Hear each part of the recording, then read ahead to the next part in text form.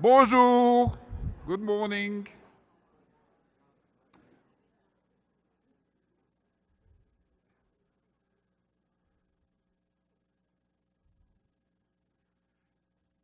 Good morning. I'm Pierre Bukens. I'm the chair of the board of CUGH. And on behalf of the board, I would like to welcome you to this conference, which is in Washington in a very special moment and very special time. It will be a very exciting conference, you will see. I would like to thank the board for everything they're doing for CUGH. And I would also like to thank them for having the same vision about global health. We all believe that we need a healthy world, and that cannot happen without a healthy planet. And that's the theme of the conference: healthy people, healthy ecosystems. We believe that we need to be safe, but also we believe in social justice. We need a fair world, and we need a world without borders and without walls. And to be close to our values, it's extremely important when a lot of things that we're doing are challenged. We have to find ways to be successful, but without losing sight of what we're doing and why we're doing this. And I know that you all share the same values, and this is why being here today all together is so important. Now, a world without borders means also that CUGH should be without borders. And we have really done a lot, and we will continue to work a lot to make CUGH really global. You know, it started in the US and Canada and Mexico, but now we have a rapidly increasing number of international members not from North America, and the association is profoundly global and will continue to be. There is no difference between members. They are on the boards. Everybody has the same duties and responsibilities. And I really believe that this map in a year or two will be completely different. You will see that there will be an increasing number of members from all around the world, and that this association will become truly global. And a sign of that is that from now on, our conferences will be co-hosted. This year, the co-hosts are Johns Hopkins and Makerere University, as a first step toward that direction. Now, in a year or two, I would like this map to show that we have many more members from outside of the US, but I wouldn't like to see the dots in the US decreasing or disappearing, of course. And that means that we need to continue to have sustained funding for global health. Not only from USAID and CDC, foundations, EPA, but it also means that NIH needs to remain very strong in global affairs. And within NIH, the Fogarty Center is absolutely central. For the last 50 years, Fogarty has been the champion of global health, not only in the US, but around the world. And we're absolutely confident that it will continue to be that champion for the next 50 years and beyond, and we will do everything we can to make sure this is happening. So let's have a round of applause for the Fogarty Center. Roger Glass is with us here.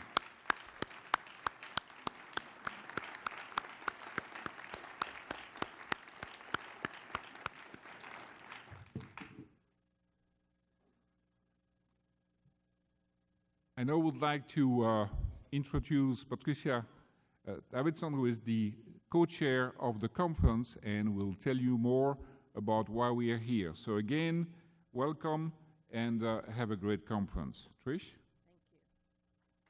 Thank you.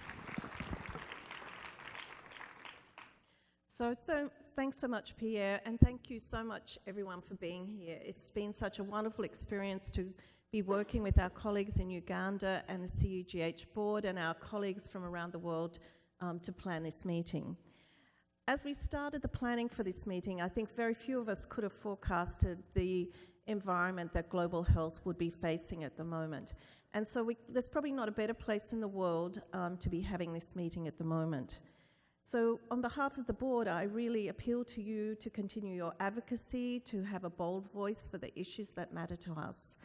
And yesterday, CUGH board and many of our members took the opportunity to spend a day on the Hill, in particular advocating for decreasing cuts to the NIH budget and arguing for the importance and critical element of Fogarty in our global health agenda, and as well as other agencies such as USAID, CDC, and the EPA. I think also in this meeting, one thing that we've been really proud to be able to integrate within the science of both infectious diseases and non-communicable diseases is really trying to take an intersectoral approach to global health.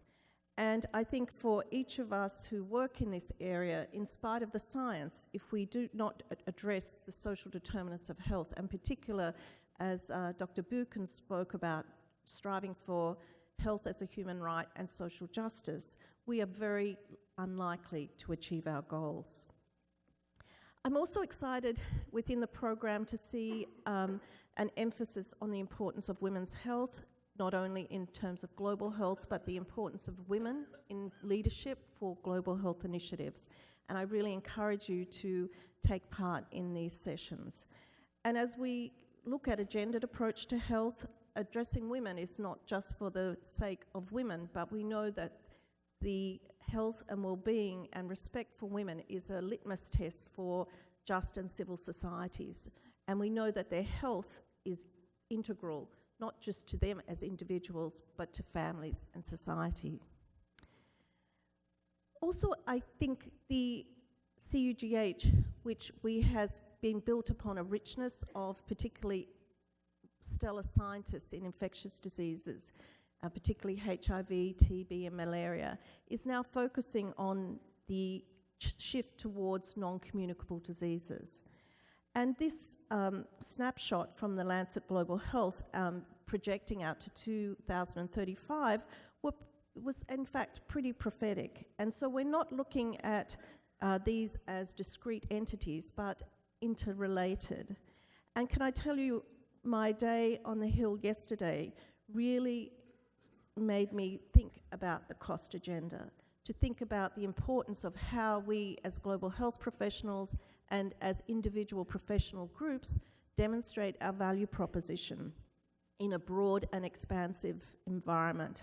And I think this is a challenge for us, and I'm excited to see many of the sessions that are in this meeting, from looking at fake medicines to seeing what is the impact of this? What is the impact of lack of regulation and control on global health? So welcome. I really look forward to engaging with you. I, on behalf of my co-chair, really want to thank CUGH and Dr. Martin for being such great partners, and also to the board for their commitment and energy and passion in this meeting, and I hope you have a wonderful meeting. Thank you.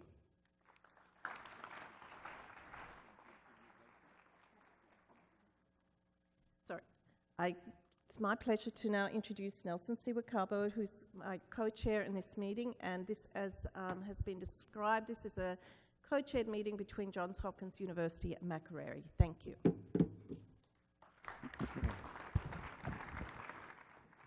Ladies and gentlemen, I have no slides. The man from a low-income country must look different from the others. Welcome to the 8th Annual CUGH Conference, and I bring you warm greetings from Makerere University in Uganda. Since colonial times in the early 1900s, Uganda was known as, and is still known as, the Pearl of Africa. but others, for good or bad reasons, later coined the term the land of Idi Amin. When I presented my documents at the point of entry to the United States 3 days ago, the officer said to me, "Aha, you are from the land of Idi Amin. Please feel welcome to the land of President Trump." I was curious, and I'm still puzzled by what he meant. This is the first CUGH conference to be co-hosted by a North American and a foreign institution, in this case, Johns Hopkins and Makerere University, respectively. This development represents a significant and positive departure from the first meeting that had a very North American-centric outlook. At that time, it seemed obvious to me and to a few lone voices, some of which are in this conference, that it was necessary to be inclusive of membership, participation, and engagement of low and middle income country institutions. Despite the many positive developments since the first UGH conference, all of us who believe in the necessity and value proposition from a global health approach, we are being challenged to rethink how to optimize our engagement moving forward. As a key challenge, one of the key challenges now is how to communicate effectively what is global health and the value add it brings to all our nations around the world. There has been a rude awakening to these realities by the new administration of this great country, the country that started the CUGH initiative and has world-renowned institutions leading in science, leading in research and education, and to which we around the world often, though I must emphasize, not always, look for leadership, guidance, and support. The conference theme asks the question, how do we, as nation states, or collectively, as a humanity, ensure healthy people, healthy ecosystems, implementation, leadership, and sustainability of global health? You recognize that is paraphrasing what is on your program book. This theme fits very well within the times and events of today on Capitol Hill and elsewhere, for example, in Europe. As an outsider, I can feel the pains associated with the budgetary cuts that are proposed on Capitol Hill. It is true every country looks to give high priority to the service of its citizens. Needless to say, what happens outside our individual nations has both negative and positive implications regarding sustainability of healthy populations. There is therefore an urgent need for communicating effectively with evidence, where possible, the value proposition on how investing and engagement in global health benefits our individual nations and how it leads to the products that are a common good. Some of you in this audience or outside may be quick to rush to judgment that what I'm advocating for as a citizen from a low-income country is that I'm calling for handouts to our nations. My emphasis, however, is on partnerships, in that they are important to all of us, both the rich and poor institutions, as well as the rich and poor nations. As others elsewhere have said, each of our country or institution needs the world more than the world needs them. These are tough times when the funding for institutions and activities that support global health in many countries like the US are under threat from the proposed budget cuts that have been mentioned, and for some, complete elimination of institutions.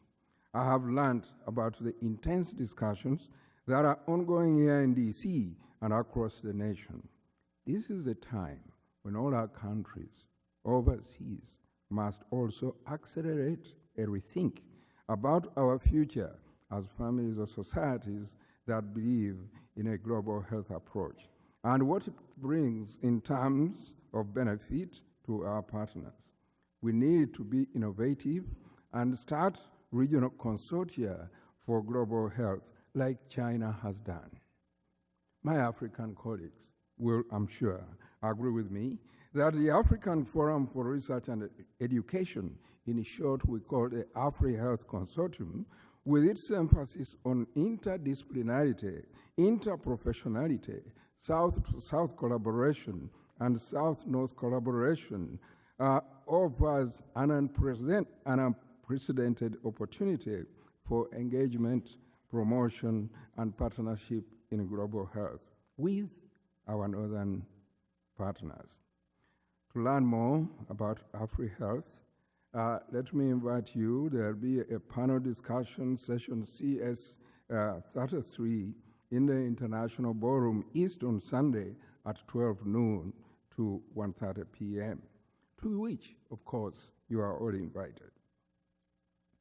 Whereas we created AfriHealth in our own image and based on our own needs, we look to a strong partnership with the CUGH as one of the many mechanisms to move the continent forward, minimizing a sense of dependency on foreign support and entitlement that the world owes us a living. The world does not owe us a living.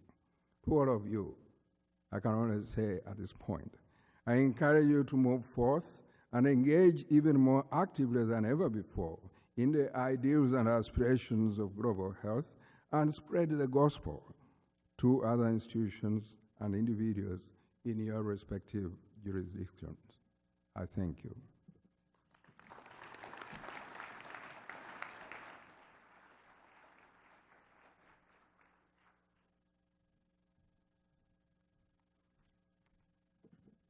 Good morning, everybody.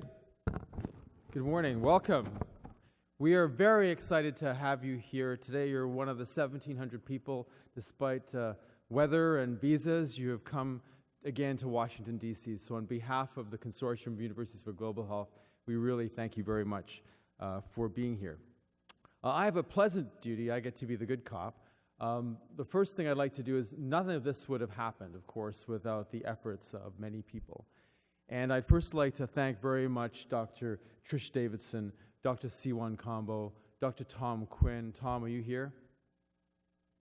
To be part of our executive planning committee. Please put your hands together. You did a fantastic job.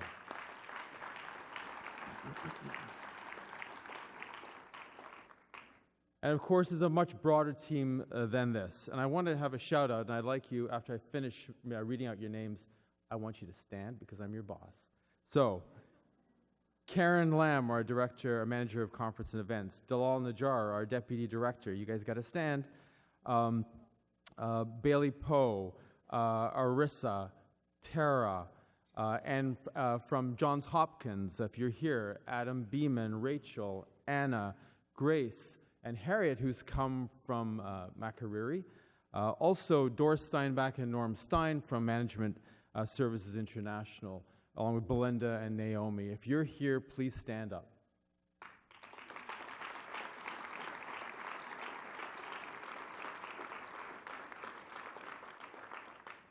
I can tell you that they were countless overtime hours to make this happen, and they don't complain at all. So I want to thank you very much for all of what you do. Because of what you do, no one will ever know 90% of it, but they do now.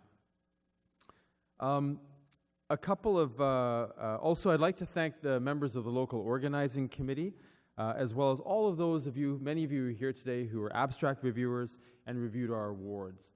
You're listed in the program, so thank you very much for all of what you did, because none of this larger program would happen without you. And our sponsors. Every year, many of you on this list come in time and time again to provide sponsorship. This sponsorship enables us to keep our registration rates lower than what we might have to, and enables us to keep our numbers and registration rates lower, particularly for our friends from overseas, from low to middle income countries. So thank you very much for your sponsorship. A little bit of general information. CUGH has a mobile app. You can download it on your phone. please do and search for CUGH 2017. You just click the App Store, and that's where you'll find it. The username will be your email password, as well as the big password CUGH 2017, and CUGH is all big caps. So that app will enable you to find out any late-breaking information and any news that we have. There's also ways to connect with each other. So it's really a great tool to be able to know what's going on, connect with colleagues, build collaboration. So please use that. During this conference, we've a few highlights. There's a lot of things to mention, but a few things I'd like to just draw to your attention. One is, as was mentioned before, this is Fogarty's 50th anniversary. There will be sessions here devoted to what Fogarty has done in the past and will do in the future, if we have any say about it. The Lancet Global Health oral abstracts. There's a new Lancet journal on planetary health. It was just released online 2 days ago. This is really the maiden voyage of that journal. It is essentially going to be opened here to the world. So please take a look at that because it's a great journal that's going to talk about many issues related to this conference and indeed the world. The Annals of Global Health, again, we're extremely grateful to Dr. Phil Landrigan for publishing all of the poster abstracts in that. And I say the oral abstracts are in the Lancet Global Health, and Zoe Mullen, the editor, is here today. So thank you very much, Zoe, for that, and Phil.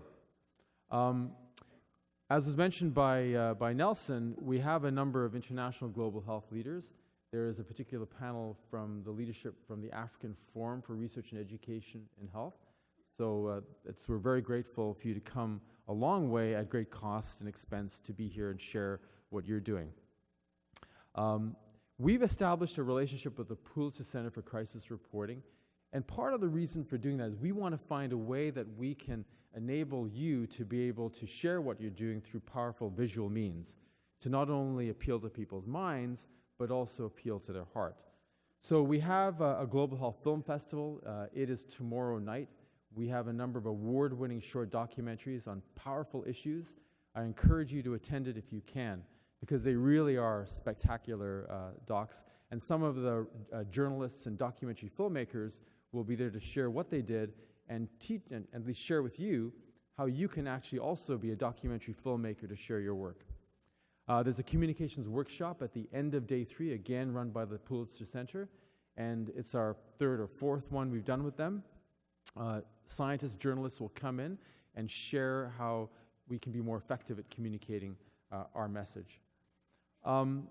We have the Pulitzer Health Video Competition, and for the first time we will have a media display room where the Nursing Education Program Initiative photo display will be along with the winners of our video competition. Today at lunchtime, the National Academies of Medicine are going to share, Dr. Victor Zhao is here. He's going to share, along with a few others, about that report that will come out very soon about U.S. and global health. And again, we have 30-plus vendors here. Please visit their booths that we have. They've got a lot of excellent information that you'll be interested in seeing. And again, the 500 abstract posters that you will see over the next 2 days. Yesterday, we had 11 satellite sessions here on a wide variety of issues, so thank you for all who organized those sessions. So when we were getting together with the board as well as our executive planning committee on what we should, what the theme of this conference ought to be, we wanted it to be something that was big, connected to previous conferences, but also will connect to future conferences. And so that's why we came up with the issue of healthy people, healthy ecosystems, the 2 compelling challenges of our time. How do we enable us to live on a planet that we're already overusing as our population grows without destroying it? And the other big issue, of course, that we'll reach into next year's conference, which will be in New York City, March 15th to the 18th, is the issue of equity. And in this particular conference, you'll have sessions on that. I want you to take a look at this slide. On your left is the treatment room of a teaching hospital in Africa that serves 5 million people. We have had relationships with this institution for a long time. Our students go there. We do research there. On your right is the doctor's quarters, where the toilets sometimes work, the windows are smashed, and the doors are broken. How is it possible that we have relationships with this institution, and yet these conditions exist? We have to look at ourselves and ask ourselves, who is benefiting from these relationships? What are the benefits?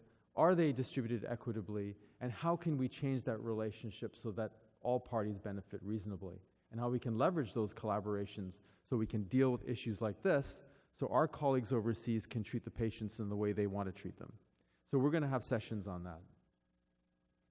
In closing, not to put too fine a point on it, we could not have imagined the situation we were in today 6 months ago. And over the last few months, there's been some big political upheavals, and some have been good news. So the Africa CDC opened its doors recently, an institution that's going to help all of us live in a safer world.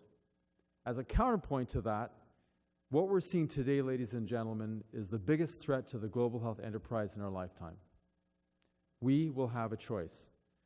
So the institutions I've named here are institutions that we know serve to keep this country and the world healthier, safer, and stronger. President Trump said he wants to have a more prosperous and secure country. But undermining these institutions will have the opposite effect. It will make America sicker, poorer, and less safe. The question in our mind is, do we lay low and hope that this passes and stay out of the crosshairs of somebody's acts, or do we stand up and fight? In my view, we stand up and fight, and we don't stop until we change this.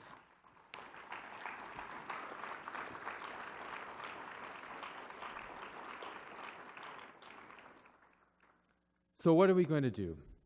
I'd like you to take out your phone and take a picture of this slide, please, and I'll tell you why. So please take out your phone, take a picture of it. What we have been doing is we have been mobilizing. We have a network of 30,000 people around the world, most of whom are here in the United States. We have 38 campus representatives. What we have done is we have put together talking points in defense of Fogarty, in defense of NIH, in defense of the EPA, in defense of NOAA, in defense of the State Department, in defense of USAID. And we are mobilizing our people to do the following, because as a former, forgive me, politician in Canada, where the rubber hits the roads is in your office. Calls count. Calls mean your constituents are saying something to you as an elected official. So call. Not once, not twice, but call to the power of infinity until this changes. Call every week. Call twice a week. Ask your networks to call. And what you can see on there are the two websites for the House and the Senate. On there, you will have the phone numbers of every senator and every representative in this country. Call their state offices, not the offices here on the Hill. Call the offices in their home. And they're going home today for 2 weeks. So we need to call and call and call over and over again in defense of the institutions that I just mentioned. And don't be oblique about it. You can be direct. We've got talking points at the CUGH booth, which is at the registration area. Use those if you wish, because there's factual information on arguments to support the defense of the institutions I mentioned. So use your Twitter. Take this photograph, actually, and use your Twitter, hashtag us at CUGH News, and share it around your networks. But please, repetition counts. Repetition matters. Use it over and over and over again. And lastly, for any, as a bit of a housekeeping note, for any of the public servants who are here, that includes folks from NIH, CDC, anybody who is a government employee, please do not ask them about President Trump's budget or the opinions about the current administration or anything else political. They can't answer those questions as public servants, because as public servants, they have to serve, they are obliged to serve the government of the day. So please do not ask them any questions. You can ask them questions of fact, but not of opinion. So folks, we are all in this together. CUGH is here with you. And again, thank you very much. Again, a big thank you to the board who's here. If you are a board member of CUGH, please stand up now, because you work very hard for all of us, and we are very grateful. So if you don't, I'll point the pointer at you.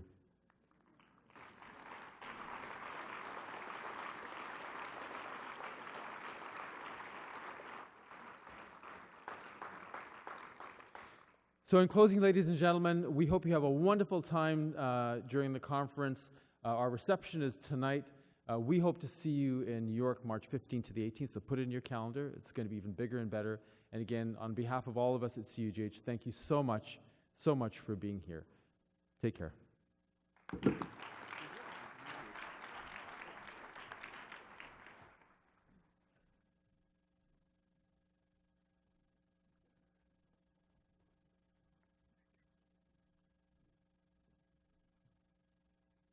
You're all free now.